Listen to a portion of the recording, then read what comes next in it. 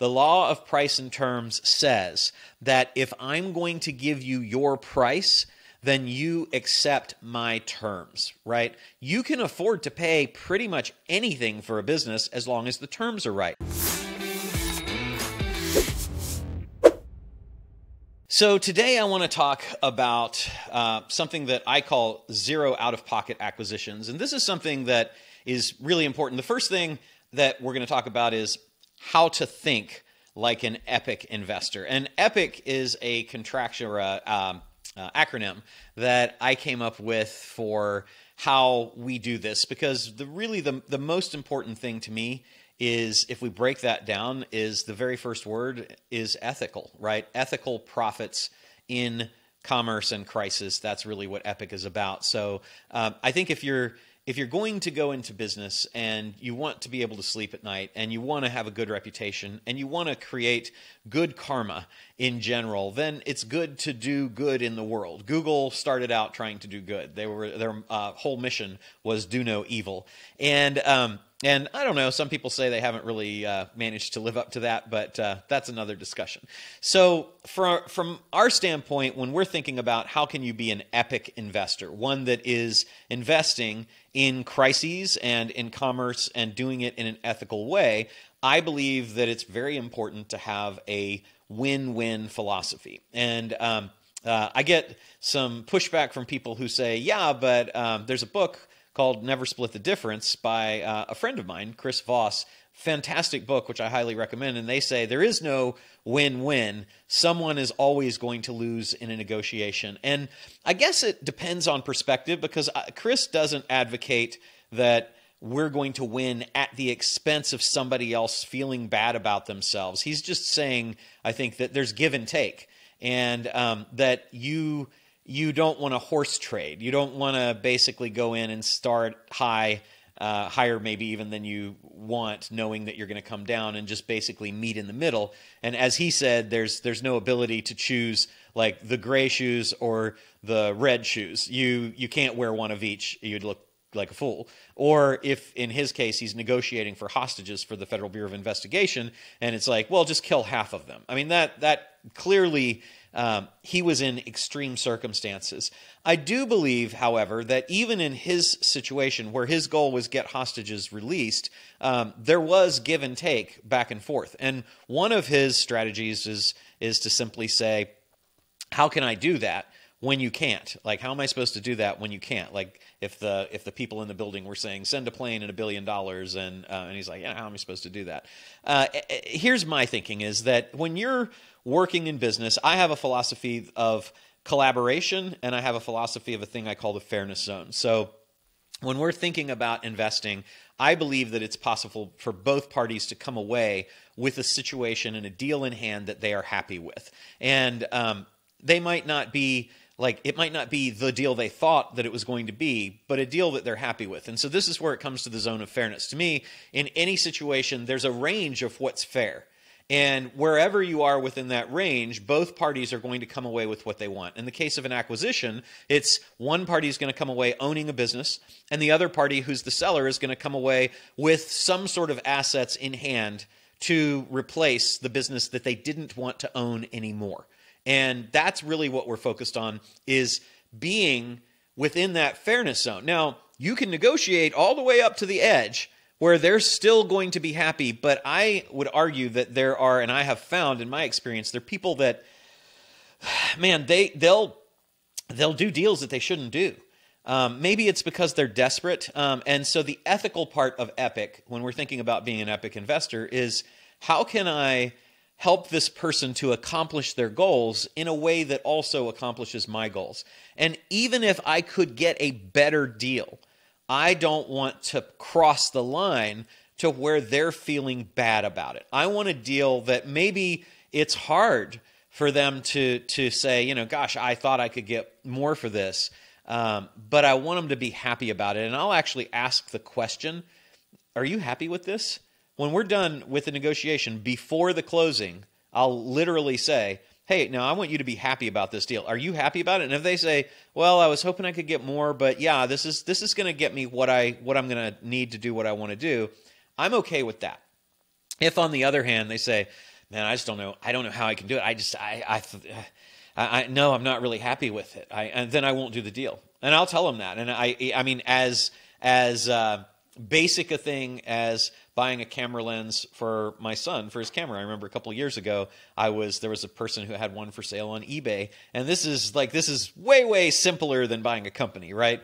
This person was selling a lens on eBay, and I made an offer, and they accepted the offer. And then I said, "Are you happy with this?" And they said, "No, I really needed to get more for it." And I said, "Well, look, if you're not happy with it, I don't want to do the deal. I need you to be actually happy with it." And I understand, the market is what the market is, but maybe you'll be able to find somebody else. And so why don't you go ahead and leave the listing up? Don't accept my offer. And then if you get what you want, great. And if you don't, and I haven't found something, and you decide, hey, this is what market actually is, then we can do the deal. But to me, creating resentment or bitterness in somebody, or even having them walk away feeling unhappy about something, life is too short and life is too long. Life is too short to put up with, situations where you're not going to be creating joy in the world, and life is too long to be creating situations that other people are finding, unhappiness in. So I think that the mindset of an epic investor starts with, we're going to be within this fairness zone. So now, of course, the fairness zone is subjective, right? So one person's fairness zone might not be another's, and that's why you have to layer over yours whether they are coming out of the deal with what they want or not. Not with everything they dreamed of, but with what they want. So one of the things that we like to do then, a corollary to that epic fairness zone, is collaboration. So with collaboration versus negotiation, because negotiation, I do believe, implies that there is either horse trading and neither party is going to be completely happy, or one party wins and one party loses. That's not the case with collaboration. Collaboration is when we're both working together towards a common goal. In the case of an acquisition, the common goal is that I want to acquire your business, and you as the seller want to sell me your business. You have a price in mind that you would like to get for it. And so where I like to start is not with a lower price. I like to start with, what is market value? So we're going to research that and figure out what is market value. There's lots of comparable sales of similar companies and published data on what the multiples of profit are for the sale of certain businesses, because most businesses sell for a multiple of their profit. And when we're then talking with somebody about selling their business, the first thing is going to be, how much would you like for it? And then they're going to give us a price. When they give us a price, our first step shouldn't be to counter with, would you take less for it? Our first step should be, okay, that's great. Let me see what market is. And then, now you might already know, in which case you don't have to do a lot of research, but I suggest that you say, let me go and see what market is, and if I can get you that price within the bounds of what the market says this business is worth, then that's what we're going to do. That's, to me, is collaboration. We're not negotiating yet, right? So then we go and we check the market value and we say, okay, there's a range of market value for a business like this. If the seller is asking for a price that's within the market range value of this type of business in this type of industry, then my suggestion is that you pay that price. Because we get to the next corollary, which is the law of price and terms. So as an epic investor, we are looking to acquire businesses with no money out of pocket. Not no money down, not the seller gets nothing for the business, no money out of pocket. This is a critical distinction. No money down means that there isn't going to be any cash or assets that the seller takes away from the closing. At the time the deal closes, the seller literally has nothing, and they have given up the business. And they've got the promise of receiving something in the future. That's no money down. Those deals are out there, but they're very, very hard to find. And they are typically not the best businesses that are for sale, because the best businesses that are for sale, the seller's going to have other people that are interested in those businesses. So now we get to the law of price and terms. So if you think about the seller saying, well, I want this amount of money for the sale of the business, and you say, look, I'm going to try to get you that. You then go verify with third-party data that this price is within the range of market value, now you tell the seller, hey, listen, I'm not going to negotiate with you on this price.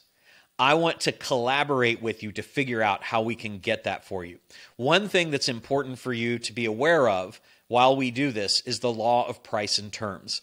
The law of price and terms says that if I'm going to give you your price, then you accept my terms, right? You can afford to pay pretty much anything for a business as long as the terms are right. If it was $1 million for a business that was worth $100,000, that's 10 times more that the seller's asking than the market value tells you that the business is worth. But if you could pay $1 a year for 1 million years, you'd probably do it. Obviously, that's an extreme example. Probably not going to ever get that deal, although it'd be nice. And if you do, I want to hear about it.